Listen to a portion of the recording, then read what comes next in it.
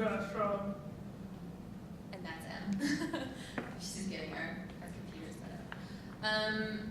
So basically the thing, like kind of the number one thing overall that was sort of a challenge with our accessibility push was the same thing that I'm sure you've heard time and time again, which was getting the team on board. We came in with this idea, it was actually Em, and she's going to talk more about that, to kind of add some features. And the initial sort of response to that is, it's pretty late to be putting in features like that. How much time is it going to take? And what's the value of this? Like, who is this going to impact? Do we have any sort of numbers or anything we can look at as to the type of impact this is actually going to have? Is this going to pay off, basically?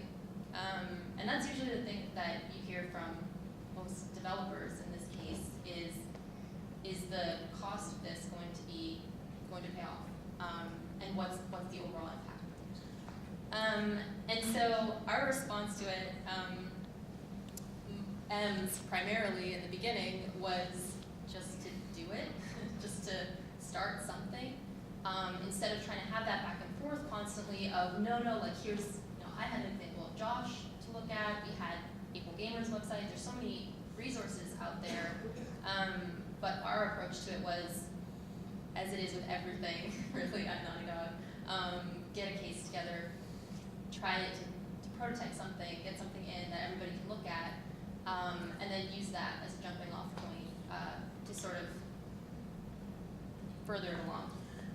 And when I came on board, I tried to really hammer home the idea that at this point in the game, if accessibility is hard to implement or costs too much money, you're doing it wrong. Because there's enough low-hanging fruit on the proverbial accessibility tree that you can do the easy stuff and people will notice. And by doing the easy stuff, it'll then make the harder stuff that you do in your next game easier to do. That makes any sense. Does this work? Okay. I guess I'm Em, by the way. I guess I want to talk a little bit about some of the obstacles that we faced taking accessibility to the rest of our team.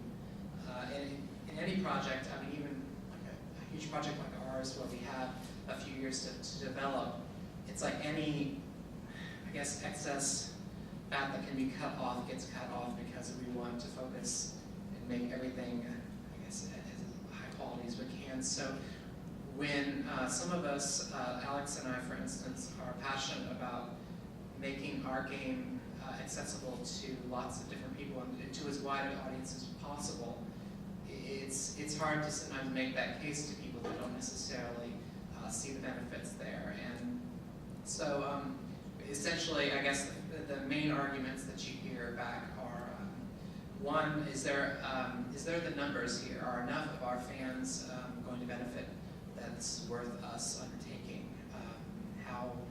How big of an undertaking is this? And if we do try to develop these features, will they even be successful? Are these the features that our audience needs? So, and a lot of these are they're kind of difficult answers to give, because for one thing, like, I mean, actually Josh has been great about being able to give numbers. That's been awesome.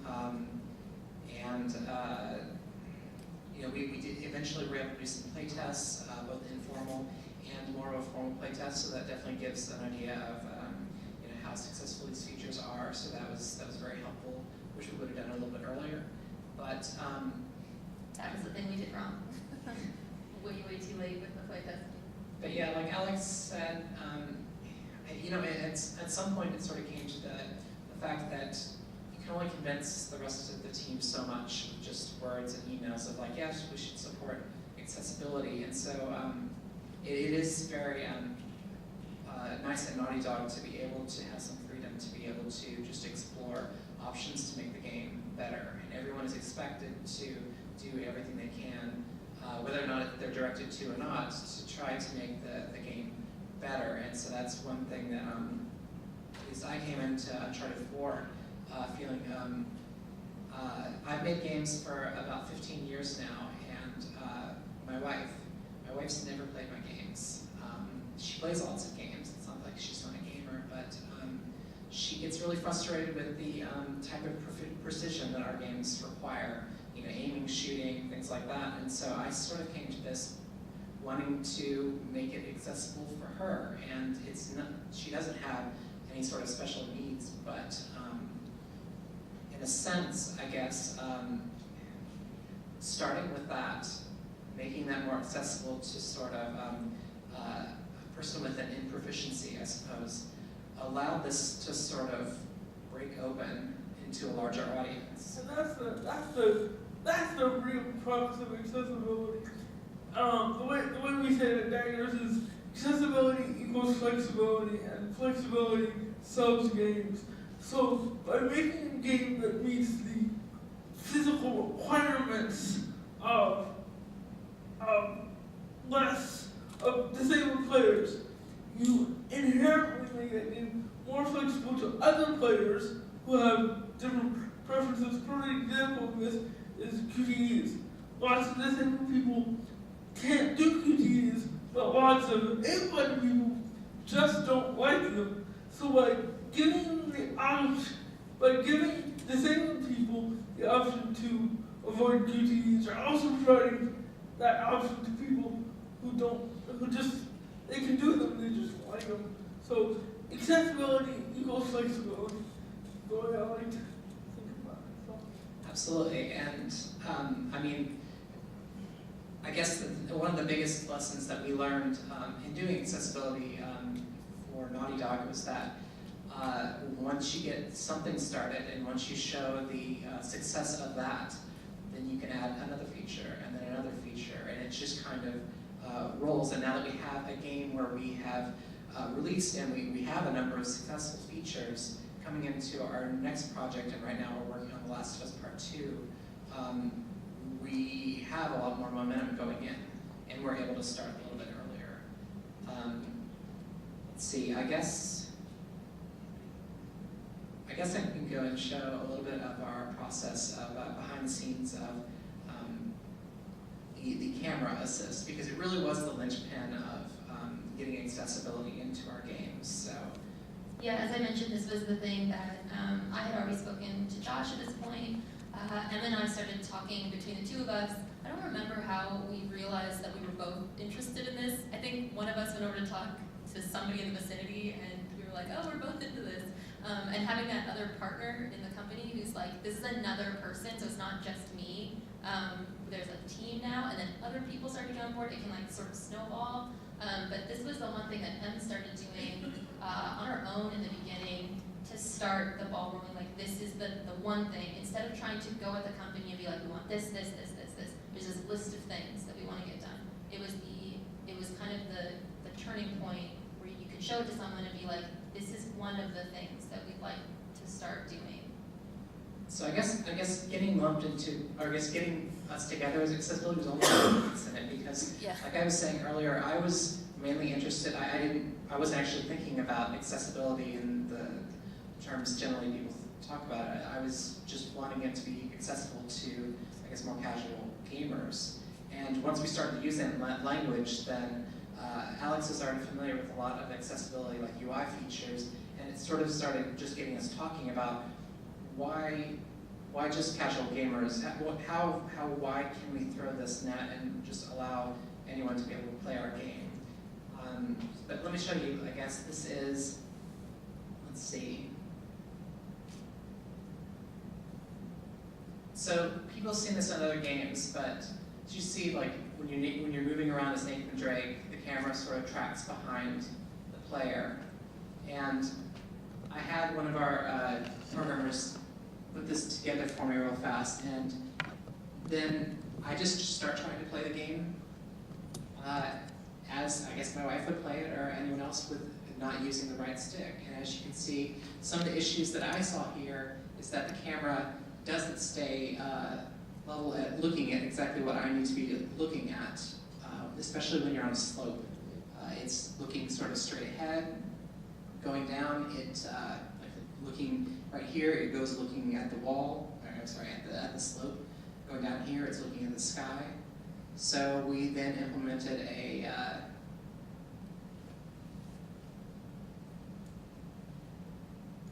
basically a feature that probes how far the camera is from the ground, and it essentially adjusts up and down to be able to look where Nathan Drake needs to be heading. So now it's aimed up. As he crests, it starts aiming down. We sort of eventually had to have a default standard for every single camera, like where default horizontal is, and so I had to go and kind of set that for everything. Let's see, Nathan Drake climbs around a lot though. And as you can see right here, I'm not using the right stick to climb, and it's making it very difficult to get around these edges because the camera doesn't really correct very well. It does right there a little bit, but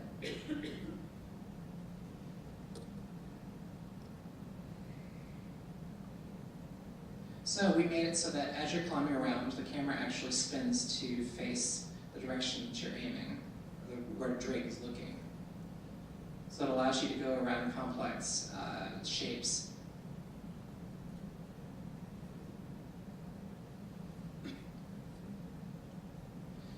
So, I mean, we've seen this sort of auto camera in other games before, like you see it in Super Mario Brothers, Mario 64, I guess. But first, when we started talking about how to implement this in Uncharted 4, I guess one of the biggest criticism tools that come up was like, this is a third-person shooter, cover-based shooter. Is it even possible to make this game completely accessible if you don't want to touch the right stick?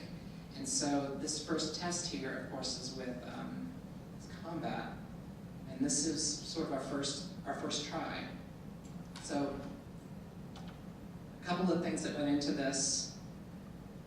One, there's a lock-on camera, which we've never done in Uncharted before, and two, when you take cover behind each piece of cover, this camera spins to be able to look in the direction that you're going.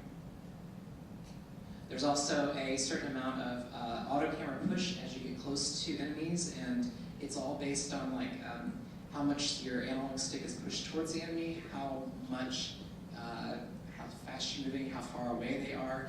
It's really, it took a lot of just over and over iteration to try to figure out like how all of that works. But you know, when I sent, I guess after we got a certain amount done, that video, in fact, that I showed just a second ago in that sort of blockout level, I sent that out to the entire company and said, look, this is what I've been talking about. I've played this entire setup right here without even touching the camera stick, which we thought was impossible. And I did it because of these features that Sandeep, one of our lead programmers, did. It didn't take him very long to do it. And I think someone said it, I guess, at a previous talk about celebrating. It's very, very important when you are trying to convince the rest of the studio, for instance, that this is a good idea to celebrate your victories, to say, look, this is what it took to do this. I can now play this without even touching the camera stick, think of how many people this is going to help. And honestly, this was the most difficult feature to implement, and then everything else started to sort of fall in line on top of that. Yeah, seeing this actually, and being able to play it yourself, being able to load up our Minecraft-looking block mesh that Uncharted looks like for a very long time, and be able to actually run around and experience yourself is, to me, one of the most crucial parts of the whole experience.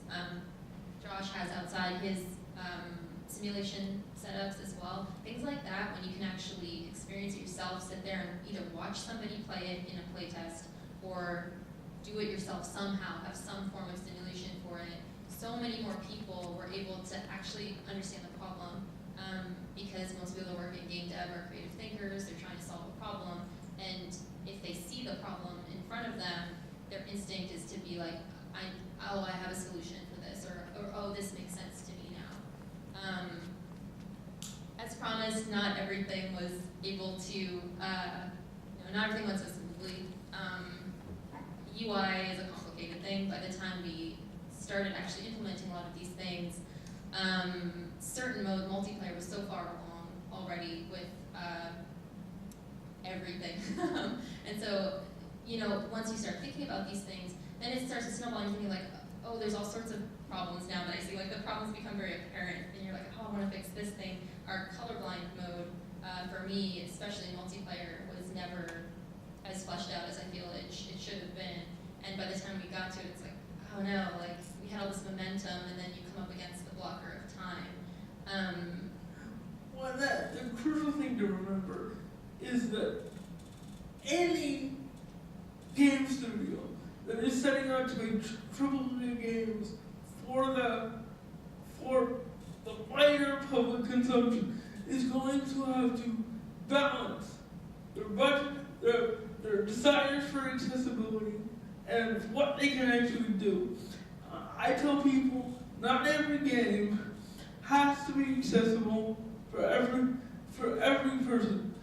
That's the end goal, but that's not where we're at today. We need to start by doing what we can do, and unfortunately, that's going to mean that when you go sit down to make a game, you need to understand your limitations and what you can do with the resources that you have and the time that you have to do it. And you just need to be comfortable with the fact that you're not going to get everything done. But let me tell you one thing, when you do it the first time, that's going to make every other succeeding time easier, and it's going to make it so that further down the line you can include more and more accessibility features. Yeah, and I think that for me, what I hope other devs take away from the initiative that we had at Naughty Dog was not that we got everything right, and definitely not that we got it all right on the first try, because this was our first real push for accessibility. Any accessibility prior to that, other than some things that were very well known in game dev, like colorblind and things like that, they were mostly accidental. So this was the first time that we actively were like, let's do this, let's make this our focus.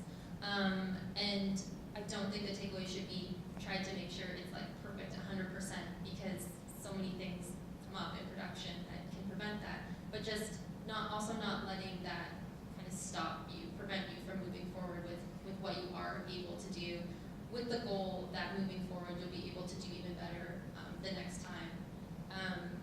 And with that, do you want to talk about some of the things that we've sort of been hoping to do? What I wanted to do is talk to Josh about like what the high goals are for Sure. T2. What do you want to see? Last of Us 2, big goals. Well, first of all, everything that you've done in Uncharted 4 needs to be copied in.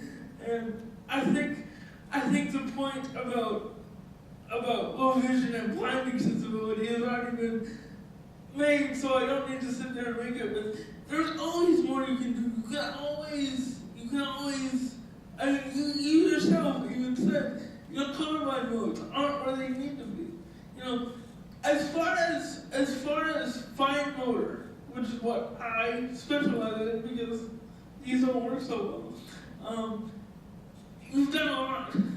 But now you need to take what you've already learned, move that over into Last of Us 2, and then use the extra time that you have, which hopefully you will have extra time this time, because you're starting the process to make it so that more players with low vision can play, so that your colorblind options actually extend beyond your multiplayer into your single player campaign, which I think they do to a certain point in Uncharted, but I can't remember. But they definitely need to be expanded on. And then other than that, it's gonna be up to you guys to decide what you want your vision to be. I always say that accessibility should serve a developer's vision, not dominate it.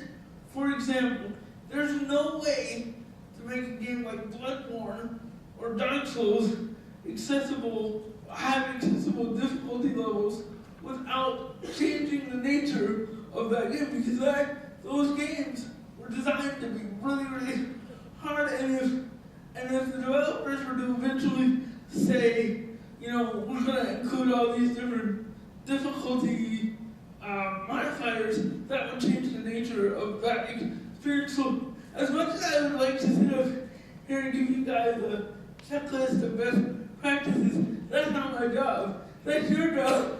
My job is to just make sure that when there is a barrier in Last of Us Part 2 that is there intentionally, that is there for a reason, and that when you choose to put a barrier in front of any player, you know why you're doing that, and that you are doing it on purpose.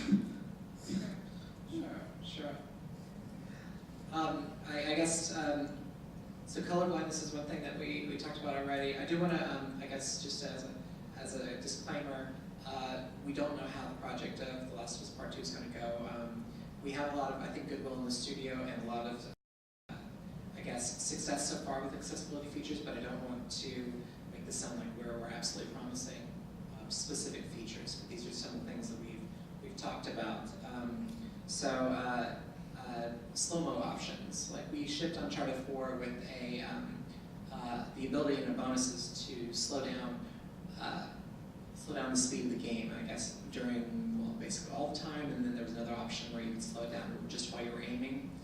And that was one thing actually you were looking at earlier on for cognitive disabilities, being able to just slow down the action in order to be able to process things a little bit easier. Another thing is we were looking at, I think, color-coded subtitles. That was something actually Josh was talking to us about that I think Tomb Raider did well. Is that right? Absolutely. For the record, anybody who wants to know how to do Tomb Raider, how to do subtitles, just play the Crystal Dynamics Tomb Raider. Those guys can literally write a dissertation on how to do perfect, at least in my opinion, accessible subtitles. Another thing we're looking at is, this is still sort of in the just beginnings of talking about this, but like trying to do visuals on screen to indicate important sounds and their relative directions to help with people that have trouble hearing. Let's see, we want to do playtests much earlier in production because the thing is that developers are very, very passionate about like making games that their fans enjoy, but when they don't have a personal connection to those gamers, they tend to make games just for themselves.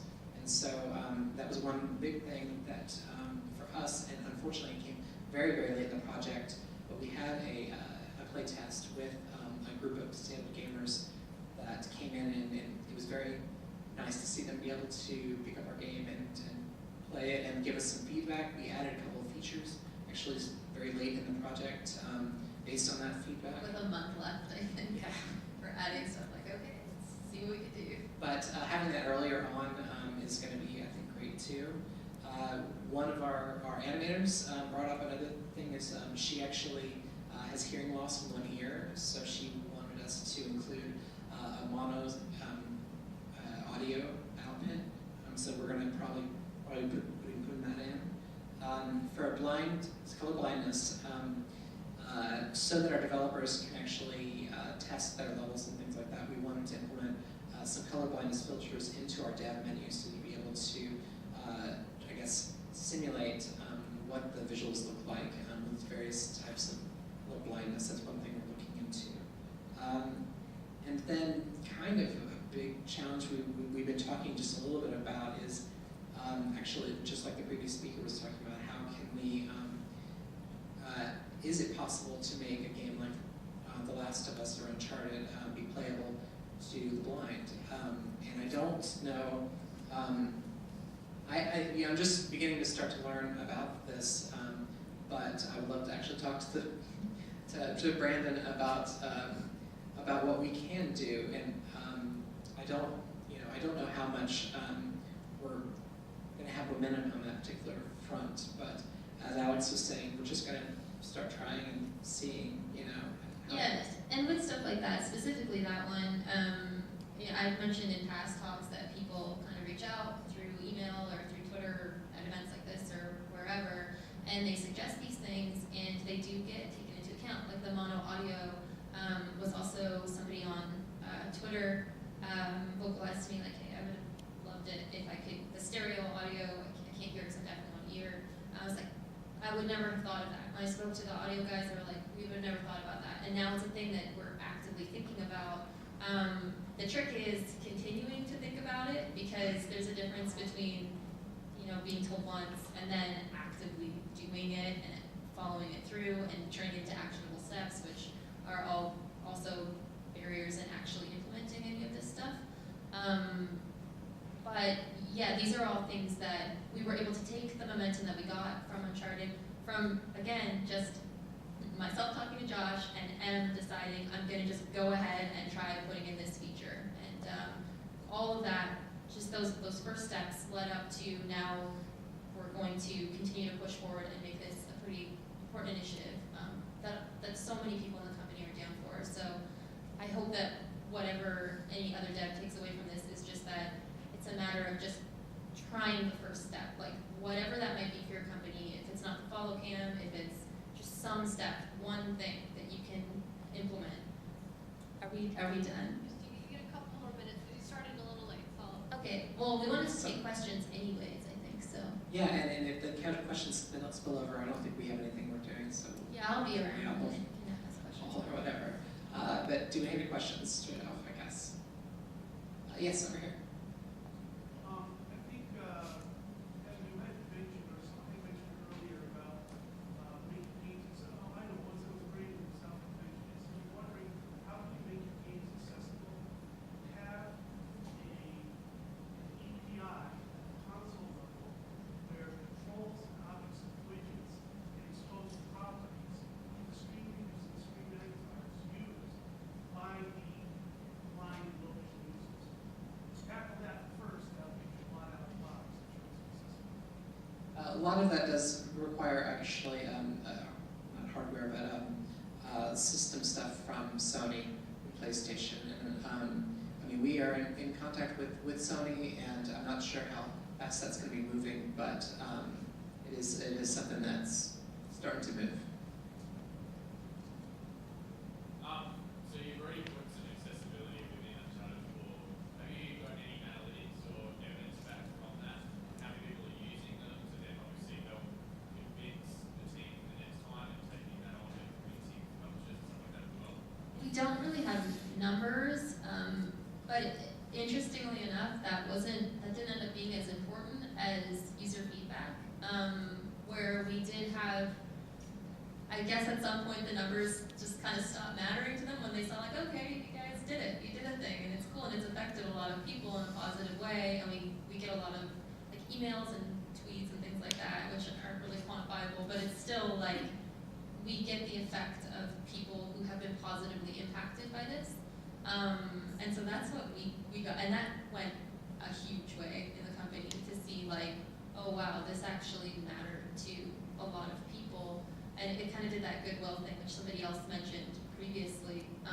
That is huge in a team of people that are all like kind of cooped up in a studio together for 3+ years working on something.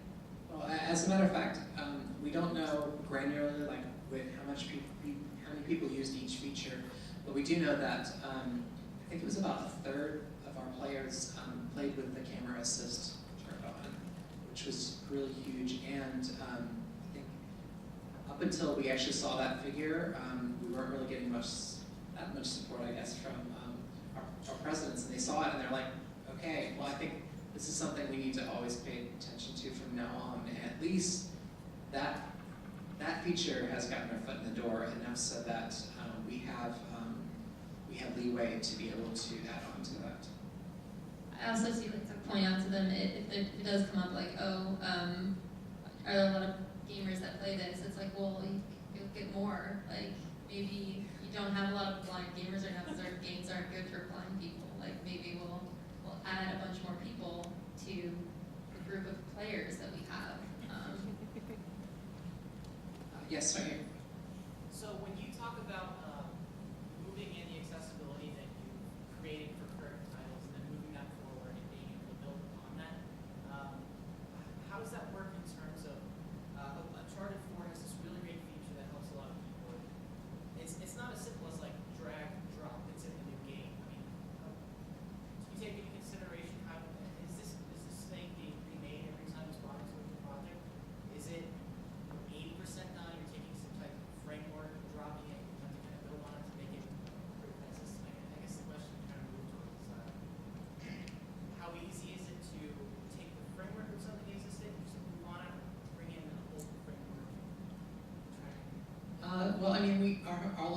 games use the same sort of evolving engine.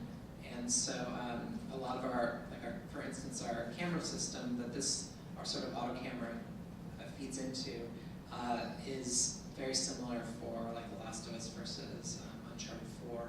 And so moving forward, although we haven't tried it yet, probably sometime soon, I'm pretty confident that what we did for Uncharted 4 will fit into that pretty quickly, as a matter of fact, like lock on or the camera assist. And then a lot of like the underlying stuff like button changing and like UI stuff, that will come over actually fairly easily. So it's not just, you don't just snap your fingers and it happens. It takes a programmer a few days, usually for smaller features, just to kind of bring things over. Yeah, it's treated like any other shared feature. Like a lot of the UI framework is the same from Last of Us. Like we actually have changed the tools that we use, but the pipeline remains pretty consistent. And like there's some certain fundamental things that we know are tried and tested, and we at least put those in to begin with, and then they kind of adapt over time. So things like this would be treated like any like that, any kind of crossover functionality. Any more questions? Oh, no, we're out of time. We're out of time. Okay. We'll be here though. Yeah. You don't have any more questions. We've got some bloopers we could show. Can we do it?